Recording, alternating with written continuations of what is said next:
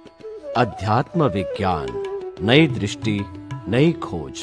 देखिए, सुनिए और समझिए। अध्यात्म विज्ञानी पूज्य स्वामी श्री कमलेशानंद जी के निर्देशन में सनातन सत्य का अनुसंधान कर जीवन को प्रकाशित करें। स्वामी जी, आप प्राय अपने उपदेश के अंदर ये 6 द्रव्यों की बात करते हैं कि सारी सृष्टि इन 6 द्रव्यों से बनी है, 6 द्रव्यों से संचालित होती है, यही कुदरत का कानून है और यही कुदरत इसके मातहत चलती है। तो इन सब की जानकारी करने से आम व्यक्ति को जो जीवन जीता है उसको क्या लाभ होगा और वो कैसे अपना अच्छा जीवन इन 6 तत्वों की अच्छी जानकारी आपसे लेकर के अच्छा जीवन जी सकता है। कृपया इस पर प्रकाश डालिए। धन्यवाद। सबसे पहली बात यह है कि 6 तत्व जो है, 6 तत्वों का एक नाम है कुदरत। जड़ तत्व, चेतन तत्व, गति सहायक, स्थिति सहायक, टाइम एंड स्पेस, ये 6 तत्वों का एक नाम है कुदरत। मैं जब भी कुदरत शब्द का प्रयोग करता हूँ तो कुदरत का मतलब ये टोटल ऑफ 6 इटर्नल एलिमेंट्स। अभी ये 6 तत्व है, वो 6 तत्व से ही दुनिया बनी है और दुनिया चलती है। दुनिया की कोई भी अवस्था 6 तत्वों के बिना नहीं होती है और वो जीवन में कैसे काम लगेगी वो भी मैं बताऊंगा। पहले 6 तत्व कैसे काम करता है वो बताऊं। 6 तत्व जो है, तो 6 तत्व कैसे काम, जैसे हम यहाँ बैठे हैं तो आत्मा तत्व है यानी चेतन तत्व है, ये जड़ तत्व है। बाकी जो 5 इंद्रियों से अनुभव में आता है वो भी जड़ तत्व है। फिर गति सहायक यानी मोशन तत्व है, मूवमेंट बाहर भी है अंदर भी है, शरीर के अंदर भी ब्लड सर्कुलेशन, ब्रीदिंग, डाइजेस्टिंग, ये जो प्रोसेस हो रही है वो भी गति सहायक तत्व है। विचार आते हैं वो भी गति सहायक तत्व है। हाथ पांव आंखें हिलती है वो भी गति सहायक तत्व है। बाकी जो हम बैठे हैं वो स्थिति सहायक तत्व है, स्टेबिलिटी। हमारे जो ऑर्गन है वो स्थिति सहायक तत्व है, वो घूमते नहीं है।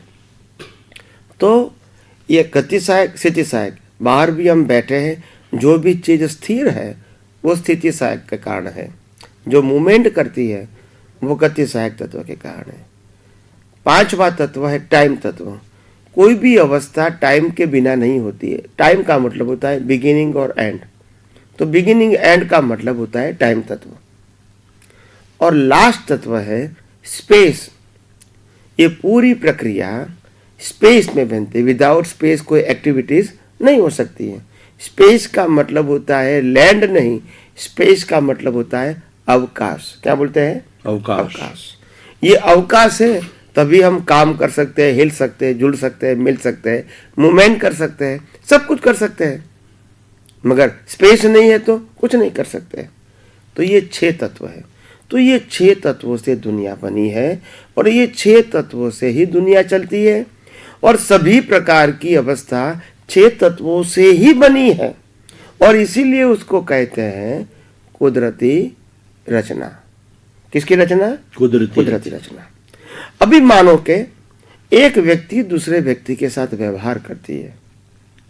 लक्ष्मी का कहो, साधन का कहो, जबान से कहो, सोच से कहो, बिजनेस कहो, नौकरी कहो, पढ़ाई कहो, व्यवहार कहो, जो कुछ भी करती है एक दूसरे व्यक्तियों के साथ। तो ये व्यवहार करते समय अगर हमारी दृष्टि में ये हर अवस्था कुदरती रचना के मुताबिक दिखेगी, कुदरती कानून के मुताबिक दिखेंगी, कुदरत का जो 6 तत्व है इसका ही रोल है, ऐसा दिखेगा, तो कोई व्यक्ति हमको हम कर्ता के रूप में नहीं देखेंगे कि ये व्यक्ति ने हमारे लिए गलत सोचा, गलत बोला, या तो गलत किया, या तो हमने उन व्यक्ति के साथ गलत व्यवहार किया, गलत भाषा का प्रयोग किया या गलत सोच किया, ये भी नहीं रहेगा। क्योंकि मन वचन का है कि हर अवस्था कुदरती रचना ही है।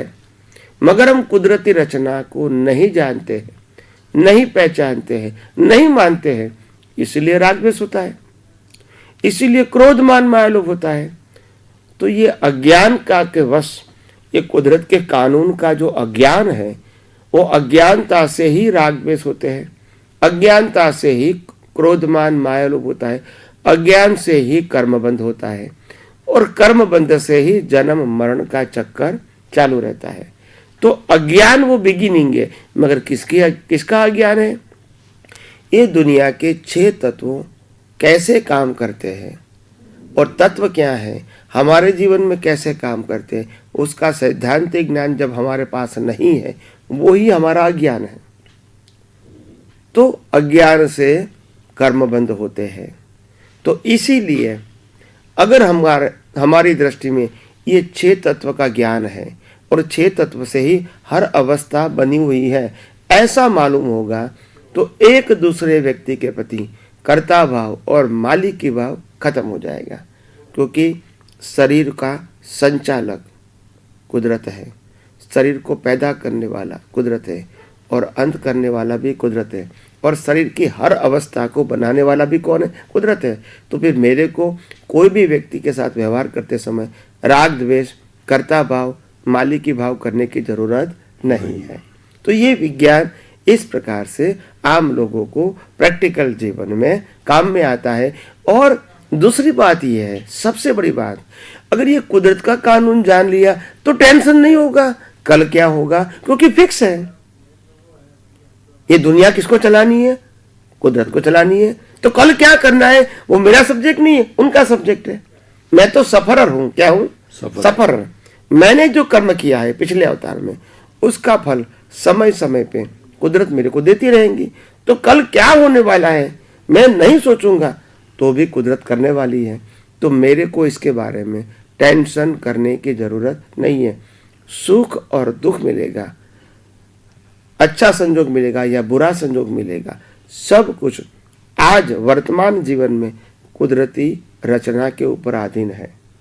और कुदरती रचना कुदरती कानून से चलती है, और कुदरत का कानून कुदरत के 6 तत्वों के आधार पे काम करता है। तो कुदरत का कानून और कुदरती रचना, इस प्रकार से ये पूरा संसार चलता है। तो ये जानने से व्यक्ति को न राग द्वेष होता है, न कषाय होता है, न कर्म बनता है, और ना ही जन्म मरण के चक्कर होता है, न टेंशन होता है, न ही कोई मानसिक तनाव होता है, और न ही कोई ऐसा होता है कि ये मेरा है, तेरा है, ये मैंने किया, तुमने किया, ये कुछ भी नहीं होगा। अंदर से, बाहर से व्यवहार में तो सब कुछ रहेगा, क्योंकि व्यवहार तो कुदरती रचना है। तो उसमें तो कहेंगे कि मैंने किया, मेरा है, सब कुछ कहेगा।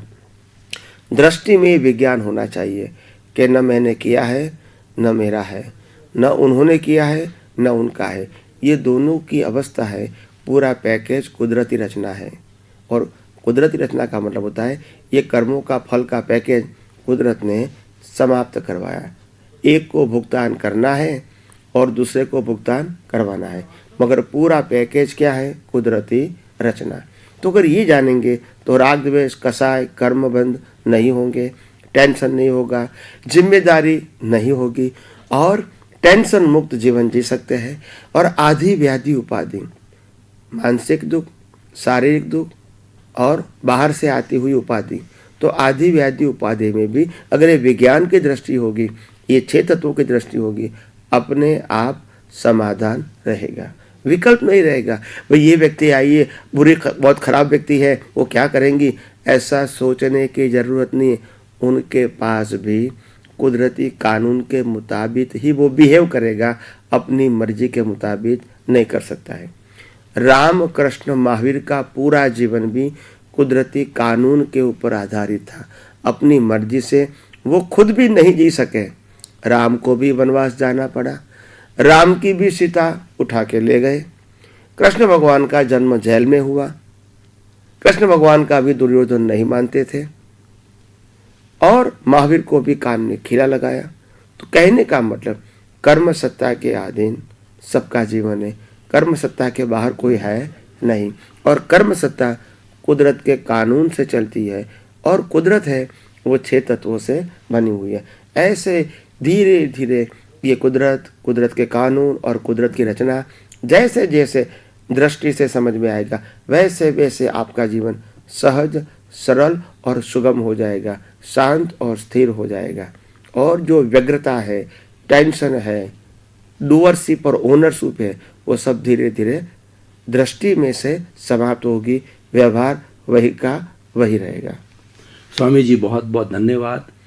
गहन गुत्थी, गहन सिद्धांत को बहुत सरलता से प्रस्तुतिकरण करने के लिए और हमारे श्रोतागण को बहुत लाभ हुआ।